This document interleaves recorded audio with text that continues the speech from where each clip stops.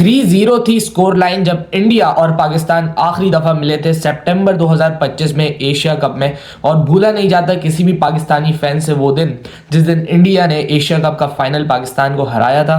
Certainly last year का जो सबसे बड़ा हार्ट ब्रेक है वो वही था जहां पे हमें लगा एक मोमेंट के ऊपर कि यार हम क्रिकेट खेलते ही क्यों हैं जब हम ऐसे मैचेस भी नहीं जीत सकते जहां पे हम इंडिया के 20 पे 3 आउट कर देते हैं। बट उसके बाद से काफी सारी चीजें बदली हैं। Pakistan have been phenomenal after that. Australia को हमने अपने घर में वाइट वॉश किया और प्रोबेबली हम अभी पाकिस्तान का जो स्पिन अटैक देखते हैं वो 2015 के बाद से अब तक का बेस्ट स्पिन अटैक पाकिस्तान के लिए खेला है।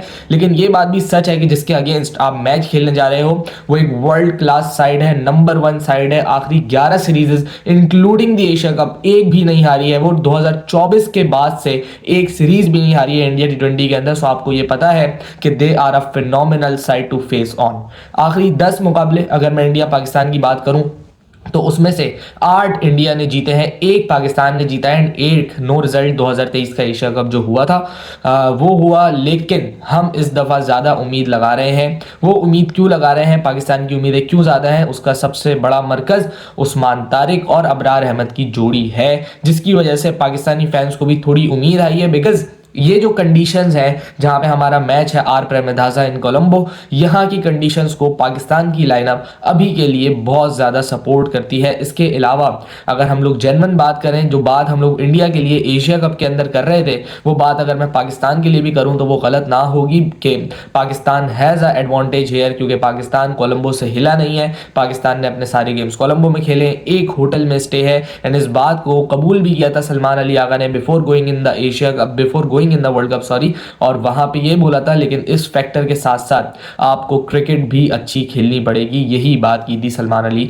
आगा ने भी। इस मैच के ऊपर बात करेंगे, India Pakistan always a big game, वही टीम जीतती है जो कि प्रेशर ज्यादा अच्छा हैंडल करती है। एंड लास्ट 10 सालों से 15 सालों से ये कहना पड़ेगा कि इंडिया एंड पाकिस्तान ने एक वन साइडेडली राइवलरी खेली है जिसमें इंडिया हैवीली डोमिनेंट रहा है। पाकिस्तान ऑन ओकेजन से 1-2 मैचेस जरूर जीत जाता है बट हमें इस चीज़ को कंसिस्टेंटली करना पड़ेगा और ये मैच से इसकी शुरुआत करनी पड़ेगी। हमें सलमान अली आगा और पूरी टीम के ऊपर बहुत बड़ी जिम्मेदारी है। जो भी चीज़ें एशिया कप के अंदर आपने देखी वो मेरे ख्याल से उसका पे बैक करना, उसको उतारना, उसका कर्ज चुकाना पाकिस्तान के ऊपर ड्यू है। पाकिस्तान को ये करना है, तब जाके हमारी थोड़ी इज्जत वर्ल्ड क्रिकेट के अंदर भी ऊपर आएगी और जो पीसीबी स्टांस लेता रहता है वो भी जस्टिफाई होते रहेंगे। सबसे पहली बात कंट्रोवर्सी से शुरू कर लेते हैं बिकॉज ये कंट्रोवर्सी सेंट्रल कॉन्टेस्ट बन के ही रह गया है। इंडिया वर्सेस पाकिस्तान जब भी खेलते हैं दो ये टीमें आपस में तब कोई ना कोई कंट्रोवर्सी ज़रूर होती है और after that may incident in 2025 उसके बाद से जो कंट्रोवर्सीज हैं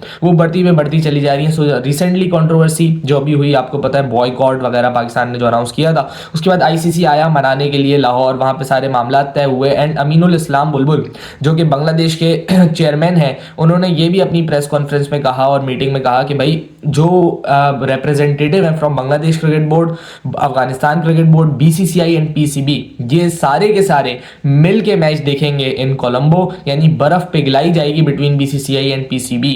तो इसका क्या मतलब, इसका ये मतलब है कि ये दोनों टीम्स, ये दोनों कप्तान, ये सारे के सारे प्लेयर्स हैंडशेक करेंगे इस दफा। मुझे लग रहा है यस, लेकिन यार ये जो मैच है ना हमें उसी तरीके से खेलना चाहिए जैसे इंडिया ने हमारे साथ सलूक किया था 2025 के एशिया कप में। जब तक के लिए हम वो वाला मैच नहीं जीत जाते, जब तक के लिए हम उस हार का बदला नहीं ले लेते, things should not go normal. क्योंकि वहां पे पाकिस्तान की बेइज्जती हुई थी, बोल के पाकिस्तान को मैचेस हराए थे। They should take to their ego. Salman Ali Agha को इसको ईगो पे लेना चाहिए, बाबर को इसको ईगो पे लेना चाहिए, शाहीन आफरीदी को इसको ईगो पे लेना चाहिए। हमारे जो जितने भी ये सीनियर प्लेयर्स हैं इनके ऊपर बहुत बड़ी जिम्मेदारी है। Specially I am talking to Babar Azam, क्योंकि जिस तरीके से बाबर की trolling on Indian social media होती है वो बाबर अगर देख ले तो बाबर का खून खोलना चाहिए और बाबर भाई आपको जवाब अपने बल्ले के साथ देना चाहिए। जैसे आपने 2021 में 68 नॉट आउट किया था, बिल्कुल वैसी ही बारी की जरूरत है यहाँ पे भी। अपने ऊपर लेके खेलें, you are a senior person in the team, पिछले 10 साल से पाकिस्तान के लिए क्रिकेट खेली है तो कुछ ना कुछ प्रूफ करना, कुछ ना कुछ पे बैक देना आपके ऊपर फर्ज हो चुका है। जिस तरीके से आकाश चोपड़ा, मोहम्मद कैफ, कभी हरभजन सिंह, आलतू फालतू लोग आपकी क्लिप उठा उठा के मजाक बना रहे होते हैं। So this is a perfect time to response. आप बताएं कि आप हैं कौन, do it for your name, do it for your country, जिस तरीके से बोला जाता है उस गाने के अंदर, वही बाबर ने करना है और एक दफा फिर से मैं उम्मीद लगाऊंगा बाबर आजम से, पिछली सारी बातें भूलने की जरूरत है बाबर भाई आपको, and you should perform up to your potential. Babar की बहुत जरूरत है क्योंकि एशिया कप के अंदर हमने देखा था 10 ओवर हम बड़े अच्छे खेलते थे, उसके बाद जैसे ही फरहान आउट होता था एक लाइन लग जाती थी। सो उसको रोकने के लिए बाबर आजम को लेके आया गया in the middle order, and मैं चाहूंगा कि माइक हेसन भी उनको सेम गेम प्लान ने, अगर आप बाबर को ये बोल देंगे कि तू जाके मार तो उसका फिर रोल ही खत्म हो जाता है, बिकॉज वो जाते ही नहीं मार सकता, जाते स्लॉग नहीं कर सकता। माइक हेसन ने जो उनको रोल दिया हुआ अभी के लिए वो परफेक्ट है कि वो जाके अपना टाइम एब्जॉर्ब कर सकते हैं एंड देन उसके बाद अपनी बैटिंग शुरू करें, चौके छक्के मारें। लेकिन अगर आप उनको यही बोल देंगे डायरेक्टली जाके कि तू पहली बॉल से ही मार, तो शायद बाबर आजम उतना इफेक्टिव नहीं रहेगा। तो Babar should play up to his strengths, Salman Ali Agha should play up to his strengths, और सीनियर प्लेयर जितने भी हैं, शादाब, शाहीन, सबको ये सोचना चाहिए कि पाकिस्तानी कौम के रिप्रेजेंटेटिव हैं आप 25 करोड़ आवाम की रिप्रेजेंटेशन कर रहे हैं, उनके जज्बात की रिप्रेजेंटेशन कर रहे हैं। So you should fulfil them. और बहुत टाइम हो गया अब इंडिया को हमने नहीं हराया, 2022 का एशिया कप वो आखिरी था जब पाकिस्तान ने हराया था इंडिया को, उसके बाद से एक मैच भी पाकिस्तान ने जीता है। सो this is the time now. शायद वो एशिया कप की जो ट्रॉफी है वो हमारे हक में नहीं थी, लेकिन अब शायद ये जो चीज़ है ये अल्लाह हमें देना चाह रहा हो, लेकिन उसके लिए हमें पूरा मुकाबला करना पड़ेगा। इंडिया का एक बहुत ज़बरदस्त साइड है, जैसे मैंने आपको पहले भी बोला है, और आप इनको ऐसे नहीं हरा सकते जब तक आप आउट ऑफ द स्किन्स जाके नहीं खेलें। क्रिकेट के ऊपर कुछ बात करेंगे, जज्बाती बातों से हट के थोड़ी बातें करेंगे अब। और आर प्रेमदासा वो वेन्यू है जहाँ पे ये मैच होगा। इस वर्ल्ड कप के अंदर 3 गेम्स इस वेन्यू के ऊपर खेले गए हैं। नंबर 1 मैच जो हुआ था श्रीलंका वर्सेज आयरलैंड हुआ था, वो नाइट गेम था, जैसे अब पाकिस्तान इंडिया का नाइट गेम होगा। उस गेम के अंदर जैसे मैंने पहले भी डिस्कस किया था अपनी वीडियोस में कि ज्यादातर राज स्पिनर्स का रहा था, वनिंदु हसारंगा, महीश थीक्षाना, दिनोद वेलाल लगे, इन तीनों ने मिलकर 7 आउट किए थे टोटल। उस मैच में स्पिनर्स ने 14 आउट किए थे। सो अंडर दी लाइट्स हमें दिखता है एक इन्फ्लुएंस स्पिनर्स का। लेकिन उसके बाद जो गेम्स ऑस्ट्रेलिया ने खेले दोनों, एक आयरलैंड के खिलाफ एक जिम्बाब्वे के खिलाफ, वहां पे हमने देखा कि फास्ट बॉलर्स ज्यादा आउट कर रहे हैं। बट इवन जो फास्ट बॉलर्स आउट कर रहे हैं वो कटर्स के ऊपर ज्यादा आउट कर रहे हैं, जैसे नेथन एलिस ने आउट किए, मुजा रबानी, ब्रैड एवंस, दोनों ने कटर्स पे ज्यादा एम्फेसाइज किया और आउट किए बैट्समैन। सो ये चीज आपको देखनी पड़ेगी एंड यही चीज इंप्लीमेंट करने की जरूरत है, क्योंकि ये जो विकेट्स हैं ये इतनी कोई अच्छी विकेट्स नहीं है। यहाँ पे 170 जो स्कोर है वो बड़ा फंस के होता है और फिर चेस करना उसको मुश्किल हो जाता है, क्योंकि ये विकेट स्लो से स्लोतर होता जाता है। बट इंडिया एंड पाकिस्तान के लिए फ्रेश विकेट इस्तेमाल होगी। बट उसके अलावा एक बहुत इंपॉर्टेंट बात यह है, इंडिया एंड पाकिस्तान के लिए सेंट्रल विकेट इस्तेमाल होगी जो बिल्कुल ग्राउंड के सेंटर में है। यानी इसकी वजह से आपके पास स्क्वायर बाउंड्रीज का जो साइज है वो बड़ा होगा, यानी 70-80 मीटर की हिट होगी स्क्वायर बाउंड्रीज के ऊपर। सो इट मींस जो स्पिनर बॉलिंग करेंगे अगर तो वो स्लो बॉल करते हैं तो उनको मारना मुश्किल है। जैसे उस्मान तारिक है, ही बॉल्स रियली स्लो, लूप के साथ बॉलिंग करता है, वो फ्लाइट के साथ करता है, सो उसको हिट मारना मुश्किल है। और अगर वो हिट मारने के लिए जाएंगे तो बाउंड्री के ऊपर कैचेस होने के इम्कान बहुत ज्यादा है। सो यहाँ पे जो स्कोर्स बहुत ज्यादा इफेक्टिव होंगे वो 165-170 वाला स्कोर है। कोई भी टीम बैट फर्स्ट करेगी तो वो 165-170 की तरफ ही जाने की कोशिश करेगी। वेदर कंडीशंस, यस बारिश एक्सपेक्टेड है, कल के दिन कोई बारिश नहीं हुई, लेकिन फ्राइडे वाले दिन यहाँ पे ऑन एंड ऑफ बारिश चलती जा रही थी। ड्यू फैक्टर अभी तक कुछ भी नहीं है, ड्यू फैक्टर अभी तक नहीं आया है, 0% ड्यू ऐसा कहा जा रहा है वहां की सोर्सेस की जानिब से कि भाई ड्यू नहीं है। सो ऑब्वियसली मैं समझता हूं इन सारी कंसिडरेशंस के बाद कोई भी टीम अगर टॉस जीतती है तो वो बैटिंग फर्स्ट करेगी इस वक्त। लेकिन यार इंडिया वाइल चेजिंग, मैं समझता हूं वो बड़ी लीथल टीम है, क्योंकि उनका बैटिंग ऑर्डर जो है ना वो बहुत लंबा है। नंबर 8 पे बैटिंग करने के लिए अक्सर पटेल आ रहा है, जो कि किसी भी टीम के अंदर, दुनिया की किसी भी टीम के अंदर वो नंबर 4 नंबर 5 पे बैटिंग कर सकता है। सो आप सोचेंगे कितनी लंबी बैटिंग इंडिया पोजेसेस। तो चेस के अंदर आई डोंट वांट इंडिया के हमारे खिलाफ चेस करे, भले वो 190 हो 95 हो, पाकिस्तान को एक डर रहेगा कि यार ये कर जाएंगे, और इंडिया की जिस तरीके की बैटिंग है वो कर सकते हैं। सो मैं यही चाहता हूं कि इंडिया को पहले आप बैटिंग करवाएं, 140-45 पे रोकें एंड देन उसको जाके चेस करें। But at the same time Pakistan की strength is defending the totals, क्योंकि आपने ऑस्ट्रेलिया के खिलाफ 3 मैच खेले, तीनों के अंदर आपने डिफेंड किया, एक मैच आपने बीच के अंदर चेजिंग पे गए हैं आप, एंड वो मैच आपके हलक में आ गया था, वो दबोच लिया था न्यूजीलैंड नेदरलैंड्स ने आपको, वो राना फहीम अशरफ ने वो मैच निकलवा दिया। सो पाकिस्तान कंफर्टेबल नहीं है चेस करते हुए due to their shaky middle order. But again strengths का मुकाबला है, ये कौन प्रेशर ज्यादा अच्छे तरीके से एब्जॉर्ब करता है उसका मुकाबला है। But looking at the conditions right now, मेरे ख्याल से दोनों कप्तान बैटिंग फर्स्ट करना चाहेंगे, बिकॉज ये विकेट सेकंड बारी में मजीद स्लो खेलता है, एंड ड्यू क्योंकि नहीं है तो आपको कुछ ऐसा खर्चा पड़ेगा नहीं। इसी के साथ अगर मैं बात करूं फास्ट बॉलर्स की भी, तो ये फास्ट बॉलर्स के लिए भी बड़ा अच्छा मैदान है, स्पेशली अंडर लाइट्स। आपने 2023 का एशिया कप देखा होगा, इंडिया पाकिस्तान का जो सेकंड गेम था वो भी देखा होगा, एंड उसके अंदर जो कंडीशंस थी वो भी आपको याद होंगी। जब बुमराह एंड सिराज ने नया बॉल पकड़ा था वो कैसे स्विंग हो रहा था, बनाना स्विंग जिसको बोलते हैं आप, कभी यूं जा रही थी बाबर के पास से, कभी अंदर आ रही थी। सो वो गेम आपको याद होगा, एंड वो गेम भी कब हुआ था, जब बारिश हो गई थी उसके बाद हुआ था। सो ये बात बहुत इंपॉर्टेंट है, वेदर कंडीशंस क्या कहती हैं। अगर तो बारिश लगी हुई है या 1 घंटे पहले बारिश हुई है, 2 घंटे पहले बारिश हुई है, सो कोई भी टीम टॉस जीतेगी वो बॉलिंग करेगी, क्योंकि under the lights with the rain ahead, बादलों के साथ बॉल हिलता है। यहाँ पे सिराज का वो जो स्पेल था जिसमें उन्होंने श्रीलंका को कुछ 40-50 रन पे आउट कर दिया था, वो भी इसी ग्राउंड के अंदर आया था। सो ये ग्राउंड ऐसा नहीं है कि बिल्कुल ही स्पिनर डोमिनेंट है, फास्ट बॉलर्स को भी अच्छी खासी मदद मिलती है अंडर दी लाइट। सो ये सारी की सारी चीजें बहुत ज्यादा इंपॉर्टेंट है, एंड येट अगेन मैं कहूंगा कि 165-170 वाला जो स्कोर होगा वो यहाँ पे एक मैच विनिंग स्कोर है इन जैसी कंडीशंस में।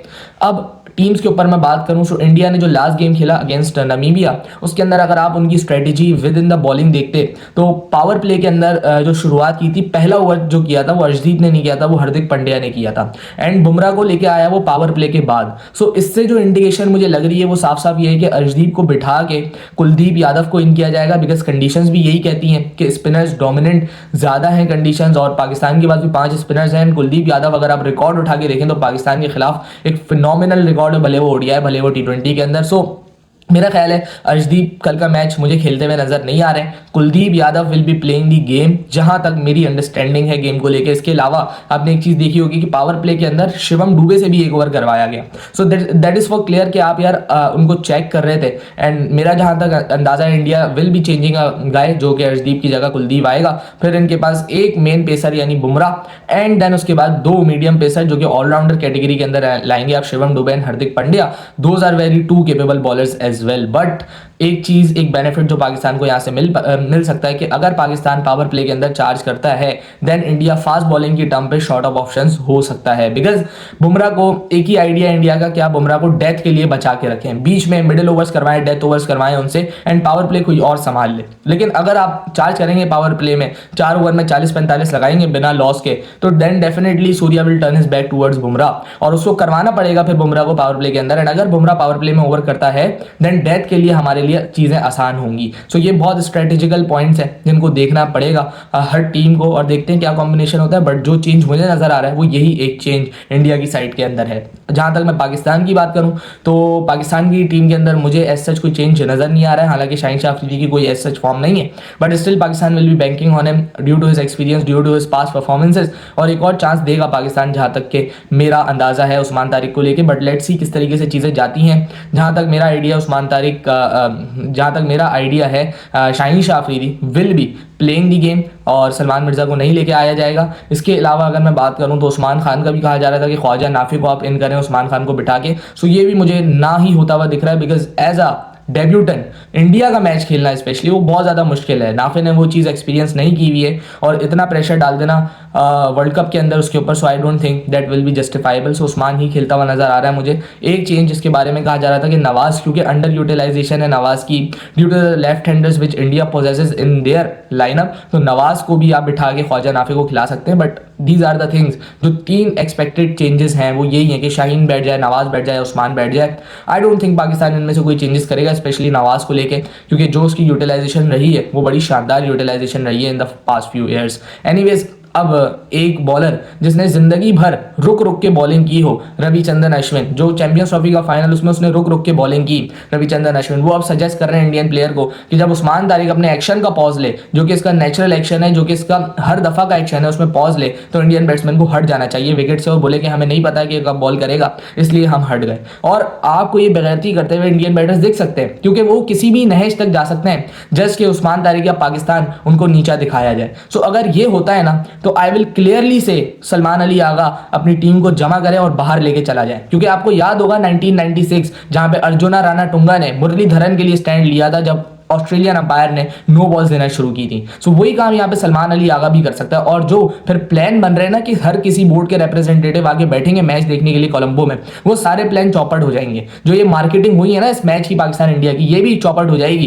क्योंकि बीच फील्ड से जब अपनी टीम लेके जाएगा ना सलमान अली आगा, तो ब्रॉडकास्टर को भी लग पता जाएगा और आईसीसी को भी लग पता जाएगा। सो इंसान के बच्चों की तरह क्रिकेट खेलनी चाहिए यहाँ पे। उस्मान तारिक का ऐसा हवा बनाया हुआ है, हालांकि इतनी बड़ी बैटिंग लाइनअप और इतनी वर्ल्ड नंबर 1 साइड है, फिर भी डर किससे रहे उस्मान तारिक से, जिन्होंने अभी तक 7 या 8 गेम्स इंटरनेशनल खेले हैं। उनके बारे में इतना हुआ इनके मीडिया पे बना हुआ। और सजेशंस क्या है, जिसने पूरी जिंदगी रुक रुक के बॉलिंग की है, वो सजेशन दे रहा है कि हट जाओ वो जब बॉल करे, तो हट के दिखा लो। सलमान अली आगा भी फिर जब टीम बाहर लेके जाएगा ना अपनी, सब अकल ठिकाने आ जाएगी, आईसीसी की भी और बीसीसीआई की भी। सो सलमान अली आगा को मैं क्लियरली एक बात बताना चाहता हूं कि आप एक्शन लें, अपने प्लेयर के लिए स्टैंड लें। अगर तो ऐसा कुछ होता है, मैं ये समझता हूं कि इंडियन टीम ऐसा नहीं करेगी, ये मीडिया टॉक्स ही है, वो एक प्रोफेशनल साइड है। लेकिन अगर ये कोशिश भी होती है, कुछ भी नीचा दिखाने की कोशिश की जाती है, then Salman Ali Agha has every right अपने बॉलर के लिए स्टैंड ले, बाहर लेके जाए टीम को, फिर देखते हैं कि क्या होता है। एनीवेज, कल का बहुत तगड़ा मुकाबला है। अगर मैं इस गेम की बात करूं तो फेवरेट्स ऑब्वियसली इंडिया है। और अगर पाकिस्तान मैच जीतता है तो मैं ये समझूंगा कि पाकिस्तान ने अपसेट किया है, क्योंकि वर्ल्ड नंबर 1 साइड है, हम दुनिया की रैंकिंग में नंबर 7 है। पिछले 10 मैचेस आपको मैंने बता दिए, 8 में इंडिया जीता है। सो पाकिस्तान का जीतना मैं समझता हूँ यहाँ पे 70-30 का मुकाबला है, जहाँ पे India leads by 70%। But anyways, yet again हमने उम्मीद लगा ली है, लेट्स सी पाकिस्तान कैसा परफॉर्म करता है। इंशाल्लाह कल जब पाकिस्तान जीत जाएगा तो उस वीडियो में मिलेंगे आपसे, तब तक के लिए अपना ख्याल रखिएगा। अल्लाह हाफिज।